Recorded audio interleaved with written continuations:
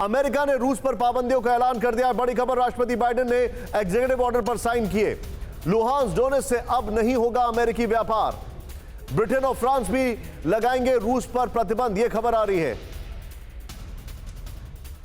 इसके साथ एक और बड़ी खबर, दोनों ब्रेकिंग साथ दिखाइए। रूस पर पाबंदियों के लिए यूरोपियन यूनियन की इमरजेंसी मीटिंग। यूरोपियन यूनियन विदेश मंत्रियों के साथ करेगा मीटिंग। रूस पर पाबंदियों के लिए लिया जाएगा फैसला। ये दोनों खबरें आपके सामने, लेकिन सैंक्शंस की अगर बात करें, सीधे आइए यहां पर, जो हमारे पास इंफॉर्मेशन है सीधे प्ले ऑन करें। अमेरिका ने क्या क्या सैंक्शंस लगाए हैं, क्या क्या चर्चाएं चल रही हैं, सीधे प्ले ऑन करें। रूस यूक्रेन पर टेंशन, रूस पर पाबंदियां। अमेरिका ने क्या कहा है? रूस पर पाबंदियों के लिए बाइडेन ने एग्जीक्यूटिव ऑर्डर साइन कर दिए हैं। नंबर 1, चेंज करें इसको यहां पर। लुहांस्क और डोनेट्स्क में अब कोई भी अमेरिका से व्यापार नहीं कर पाएगा, चेंज करें। बड़ा इंपॉर्टेंट, रूस पर पाबंदियों के लिए ईयू इमरजेंसी मीटिंग करने जा रहा है, चेंज करें। वो ये है, बैठक में सभी विदेश मंत्री पाबंदियों पर विचार करेंगे। नेक्स्ट, चेंज करें इसको यहां पर। मैक्रो ने भी रूस पर बड़े यूरोपीय सैंक्शन लगाने का ऐलान किया है। नेक्स्ट, चेंज करें। किस तरह के सैंक्शंस लगाए जाएंगे, इस पर मैक्रो विचार कर रहे हैं। मैं चाहूंगा ये ग्राफिक्स ले और हमारे साथ जो बीच में शॉट्स आ रहे हैं वो सारे शॉट्स ले। अंशुमन सर, जो मैं आपसे समझना चाह रहा हूं वो जरा ये समझाएं मुझे, ये जो सैंक्शंस कर रहे हैं इसमें भी इनके हाथ बंधे हुए हैं।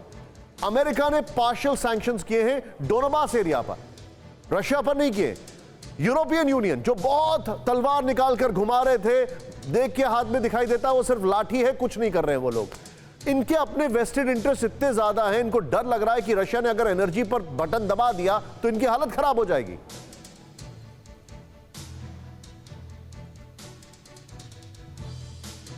निशांत, सैंक्शन से निपटने का जितना तजुर्बा रशिया के पास है उतना दुनिया के किसी देश के पास नहीं है। कोल्ड वॉर एरा से लेके आज तक सबसे ज्यादा सैंक्शंस रशिया ने फेस किए हैं, और सैंक्शंस को कैसे हैंडल किया जाए ये दुनिया में रशिया से ज्यादा बेहतर ढंग से कोई नहीं जानता।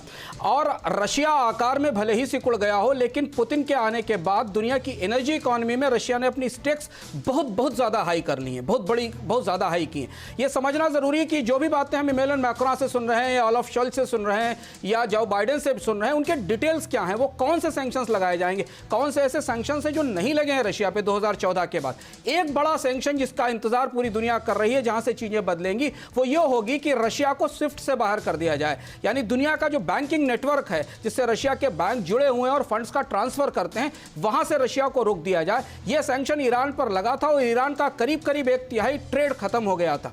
लेकिन दिक्कत यहां भी एक है कि रशिया का ग्लोबल ट्रेड एनर्जी के बाहर नहीं है। रशिया की इकोनॉमी में एनर्जी और उसका सॉवरेन वेल्थ फंड और पेट्रोल और गैस के अलावा बाकी चीजें रशिया से बहुत ज्यादा ट्रेड नहीं होती हैं। इसके अलावा कौन से ऐसे सैंक्शंस लगाए जाएंगे जिससे कि रूस की अर्थव्यवस्था को आप सफोकेट कर सके। रशिया अगर ऐसा कुछ करता है तो एनर्जी के हंगरी, जर्मनी और फ्रांस, जहां पर गैस की पाइपलाइनें हैं, उनका क्या होगा। और इसीलिए मैंने कहा कि रूस पर सैंक्शन वेनेजुएला, इराक या अफगानिस्तान के सैंक्शंस नहीं है, ये ऐसी तलवार है जो दोनों तरफ काटेगी। और इसलिए यह दुविधा आपको बराबर दिखेगी अभी से लेकर आगे तक कि उन सैंक्शंस को कैसे संभाला जाए। आप टेक्नोलॉजी ट्रांसफर रोक सकते हैं, पर रशिया के पास टेक्नोलॉजी ट्रांसफर से सैंक्शन पहले से ही लगे हुए हैं।